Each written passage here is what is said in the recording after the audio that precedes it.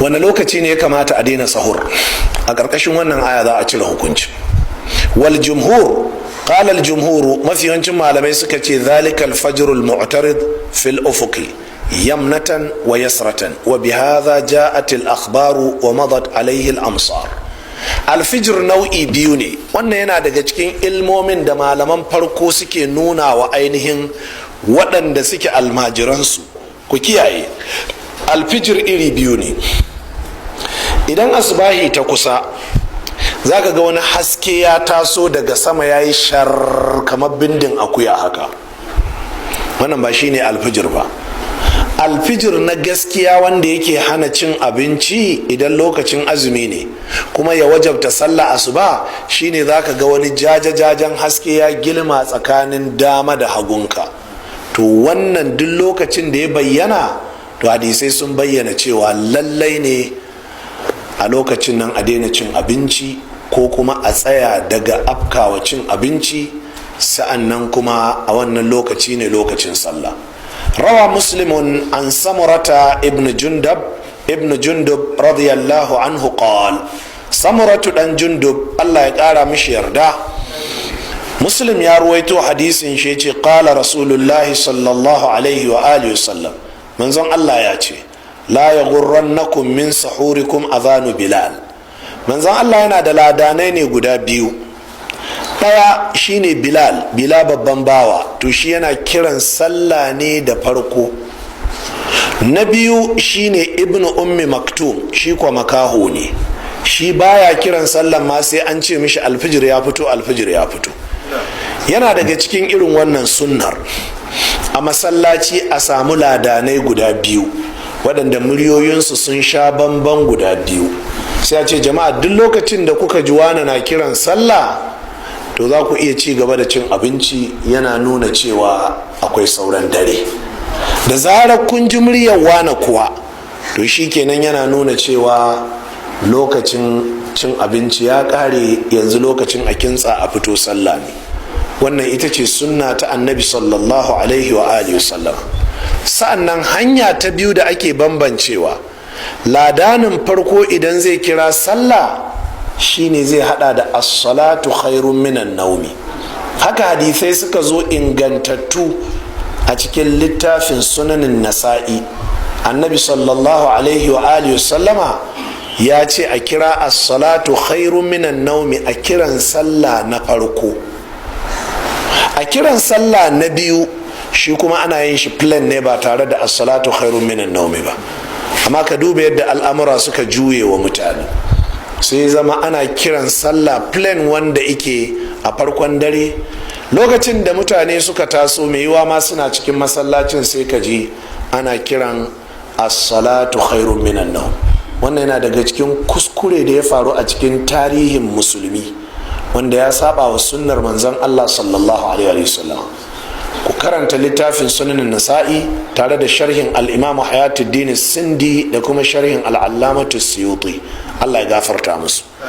Ku karanta littafin subulus salami sharhin bulughul maram. Ku karanta littafin tamamul minna fi ta'liqi ala fiqh sunna. A cikin waɗannan littafai za ku samu gamsassun bayanai da ke tabbatar da cewa as-salatu khairun minan nawmi a kiran sallah ta farko ake yi. To ainihin annabi sallallahu alaihi wa sallama sai ya ce wa jama'a, idan kuka ji Bilal na kiran sallah to kar ya ruɗe ku ci gaba da cin sahur ɗinku.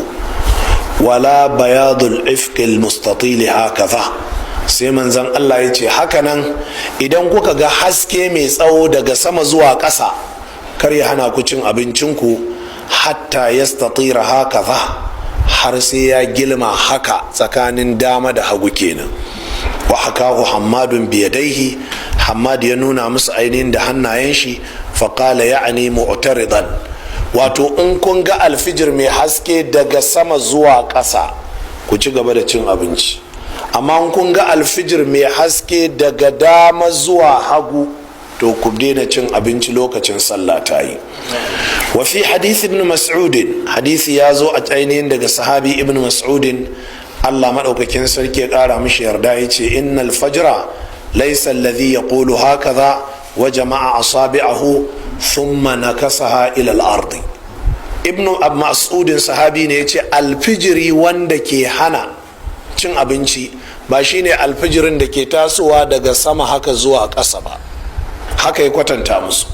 ya ce walakin nan lazi ya ƙulu haka ba, sai dai alfijir wanda yake hana cin abinci shine ainihin alfijirin da yake haka, wa wada al-musabbiha ala al-musabbiha, sai ya haɗa yatsun shi ɗan ali da ɗan ali, wato yatsu na nuni na dama da na hagu, wa madda ya dai sai ya ja hannayen shi haka, ya ce alfijirin da zai yi haka daga dama ya yi hagu to shine za ka ga haske daga dama zuwa hagu, to shine alfijirin da yake hana ainihin cin abinci.